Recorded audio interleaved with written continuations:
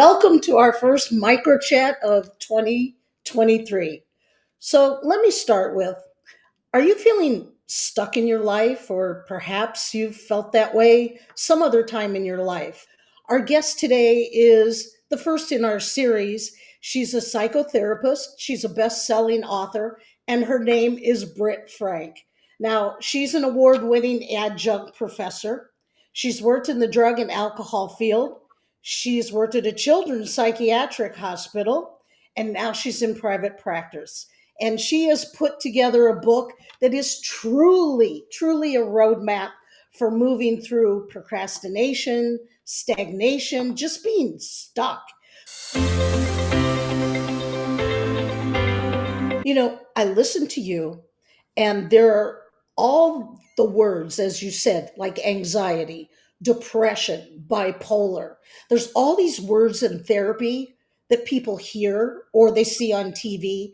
And you take those words, you throw them to the side, which I love, and it sounds like you change them into something that is not only understandable, but also I hear you saying perhaps there was a reason for this. There's no blame, there's no shame. You used it because it worked, but it doesn't work now.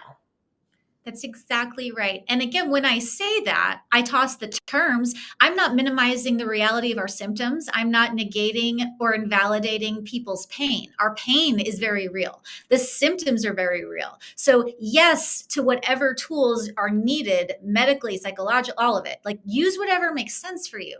I am saying when we get hung up on this terminology, then we end up lost in the, well, why? And I don't understand. And it's either this or I either have it or I don't. I much prefer the injury model of mental health than the disease model. It's not what's wrong with me, it's what is the function of this symptom. The analogy that I love is if you've ever seen someone walk into a spider web, like everyone's walking down the street, everything is fine, and all of a sudden they're flailing. And if you don't know that there's a spider web there, they're going to look a little off. But as soon as you know there's a spider web there, it's like, oh, well, that makes sense why they're screaming and spinning around in circles and flailing about. But the problem is that just because you can't see the spider webs, that does not mean they're not there. And again, most of us were not trained how to identify and intervene upon our spider webs of life. And that could be anything from the environment to our genetics to job stress to relational disconnect. There are spider webs around us that cause us to react. And if we don't know that, then we're just going to assume the problem is internal. So it's not what's wrong with me. It's, wow, my system is adapting in this way. And then we get curious. What's the function? What are some choices? What are some possible solutions? You can quit. And again, this is me using my own story. You don't have to know why you're someone who uses drugs to stop doing them.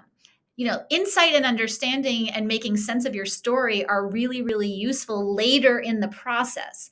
But again, you don't walk up to a burning building and ask, I wonder why it caught fire. You get the people out, you get everyone safe, you put the fire out. And often we're trying to insight our way to solutions while our brains are on fire. And so the first order of business, put the fire out, and then we can figure out why. And for some people, by the time the fire's put out and everything is regulated, the why sort of becomes irrelevant. You don't need to know why. I have weird quirks still that I don't know why they're there. And I either heal them or I accommodate them or I learn to sort of cope with them. You don't have to heal everything. You don't have to understand everything. And that is such beautiful news because, oh my gosh, how complicated would it be if we needed to understand the why to everything in order to have happy lives?